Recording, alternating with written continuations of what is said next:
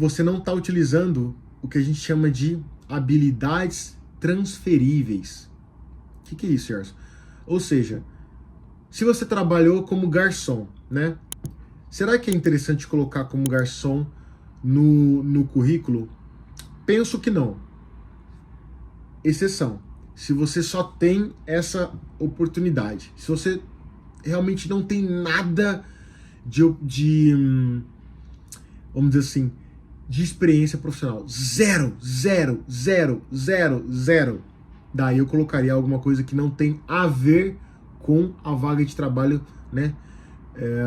No mercado de trabalho de engenharia. Todavia, aí que vem o pulo do gato. O que você fez como garçom, você pode utilizar na engenharia. Por quê? Quando você foi atender o cliente, né? Entender ele, saber o que ele deseja, né? Trabalhar com as dificuldades dele, né? Buscar a satisfação do cliente. Isso, a maioria do engenheiro precisa, né? O engenheiro tem um cliente interno, né? E tem um cliente externo. O engenheiro trabalha com pessoas a todo momento. Então, trabalhar com pessoas é uma habilidade. Comunicar é uma habilidade, né? Então, é isso que tem que fazer. Qual habilidade você trabalhou, adquiriu fazendo atividade específica, né, X, que não é relacionada à engenharia, por exemplo, que você consegue trazer como exemplo para mostrar que você tem essa capacidade, que você tem a aptidão necessária para atuar como engenheiro fazendo aquela atividade que a empresa está ofertando. Esse é o trick. É você olhar para coisas e assim você se coloca num pedestal. Você coloca você lá em cima, acima de todos, porque você vai conseguir mostrar que você é diferente. E você, a partir do momento que você consegue fazer isso na tua aplicação, na tua comunicação, no teu network, na tua vida, a pessoa vê que você é diferente, porque ela consegue entender que você vê a perspectiva, né? Você vê as coisas com outras perspectivas. E isso é muito interessante. É olhar para um trabalho que não é a engenharia, mas dali tirar algo que você pode utilizar na engenharia. Isso é crucial. Beleza? Um outro erro é não ter um plano de como fazer a procura da oportunidade de trabalho no mercado alemão, né? Para conseguir uma vaga de engenheiro. Ou seja, você tá atirando para todo lado, você não tá se importando com título, qual que é a posição de engenheiro. Eu sou engenheiro mecânico, então eu posso me aplicar a tudo. Então você vai lá e se aplica a tudo. Eu posso me aplicar a qualquer empresa, em qualquer local da Alemanha, em qualquer tipo de empresa. Então você não tá selecionando, não tá filtrando isso. Você não sabe nem como se aplicar, ou seja, você tá tirando, eu tô enviando pelo LinkedIn, pelos portais de emprego, eu tô enviando por inbox de recrutador, eu tô enviando para colega. Não funciona assim. Não é quantidade que vai fazer você conseguir a sua oportunidade de engenheiro na Alemanha. É qualidade. É qualidade. E a qualidade também tem a ver com o fato de você entender qual é o seu perfil profissional, né? Ou seja, pelas suas habilidades, pelas suas aptidões, pelo que você quer, qual que é a melhor empresa, qual que é o melhor tipo de mercado. E óbvio, você precisa testar. E é o que eu falo, cria uma tabela de Excel, coloca lá 50 empresas que você desejaria, depois você consegue categorizar elas por tipo de empresa, tamanho, se ela é uma startup, se ela é uma high-tech, se ela é uma empresa familiar, se ela tem uma metodologia mais tradicional, old school, e fazendo essas, né, localidade dela, e fazendo essas categorizações, você se aplica a categorias, e daí você vai ver a resposta do mercado de trabalho para você. E daí você vai entender, olha, o meu perfil funciona mais para esse tipo de empresa, então eu vou focar nesse tipo de empresa. Tá entendendo o que eu tô falando? E mesmo que você não queira trabalhar nesse tipo de empresa para sempre, vai ser uma porta de entrada para você no mercado de trabalho alemão.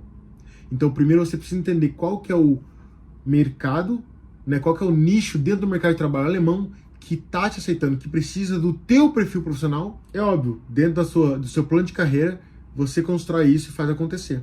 Eu posso citar mais um ponto nesses erros, né? Que é você investir dinheiro num visto de trabalho, de procura de trabalho na Alemanha, para vir buscar uma oportunidade aqui, o que é, na minha concepção, no meu entendimento, um desperdício de dinheiro, de tempo, de vida.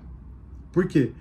Porque sim, você vai aprender coisas, vai. Você pode conseguir mais entrevistas por estar aqui? Pode. Mas no 80-20, né? Quando você vê custo-benefício, quando você vê o que vale mais a pena, o que fez você alcançar a sua oportunidade de trabalho, não foi essa experiência de vir buscar, com visto de trabalho, buscar emprego aqui.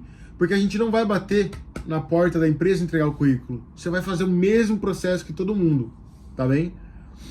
E a primeira entrevista, agora depois da pandemia, 99% dos casos é online. Porque acelera o processo.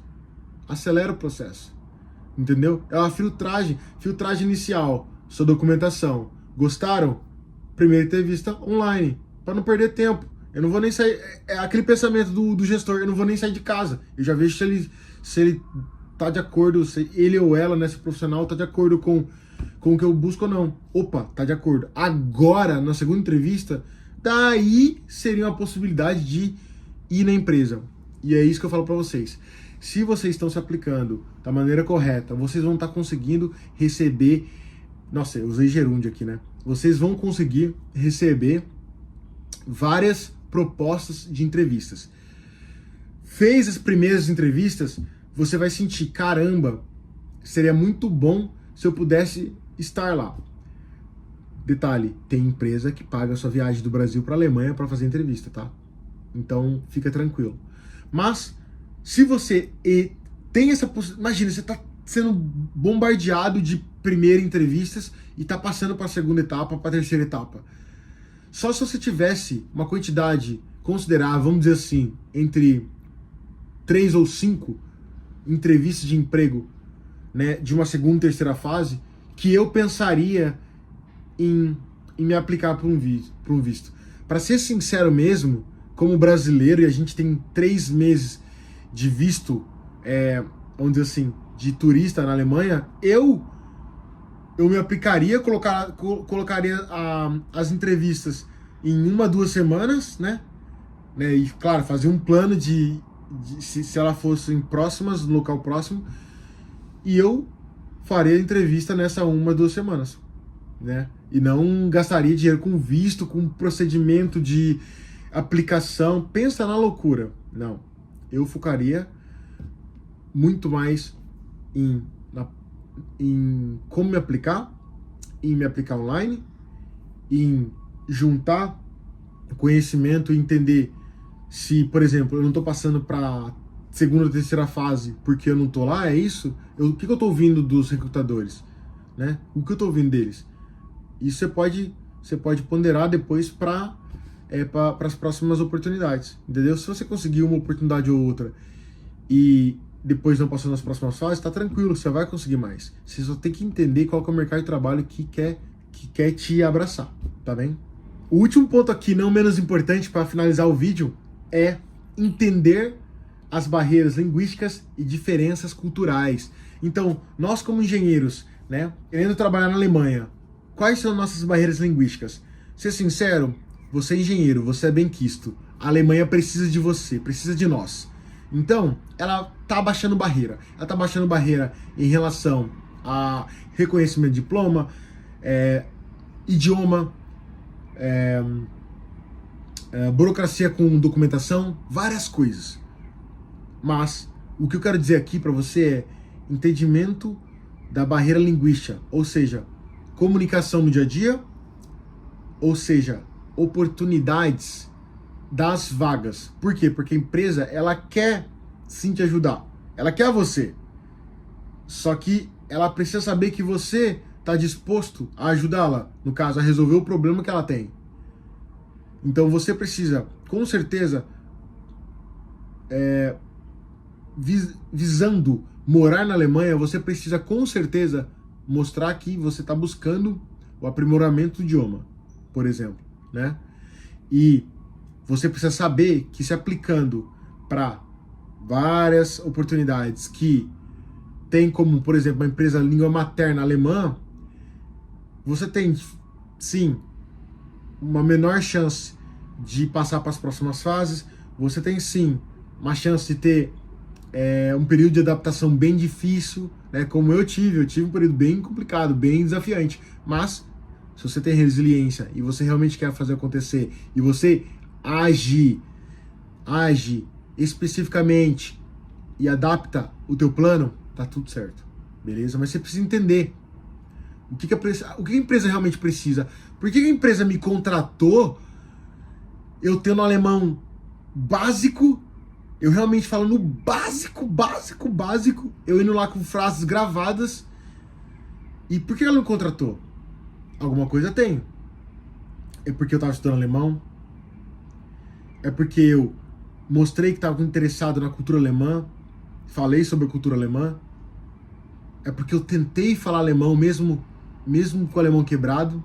Tá entendendo? Esse tipo de coisa. Mas tem que entender. Você entendeu a barreira? Entendeu que vai ser difícil? Entendeu que mesmo assim você vai ter que ser resiliente? Se você entendeu isso e tá se preparando para isso, você tá no caminho certo. Show? E diferenças culturais, né? Você tem que entender e buscar informações sobre isso, né? Como eu disse, né? Existem várias coisinhas que para nós não faz sentido, que são imperceptíveis e que para eles fazem uma grande diferença. E talvez você olhando para isso, respeitando ou tentando ajudá-los a entender, né, o que você traz de bagagem cultural, né, e que você respeita a bagagem cultural deles e o país deles, isso aí não é limitação, impedimento para fazer uma carreira de sucesso aqui na Alemanha como engenheiro, beleza? Olha, eu poderia falar por muito mais tempo em relação a isso, realmente posso fazer uma parte 2, mas como meu tempo aqui está limitado, eu vou encerrar o vídeo. Agradeço a todos vocês que assistiram. Se vocês têm ideias de conteúdo, perguntas, por favor. E se você não segue, né, não vou falar mais nada. Abraço.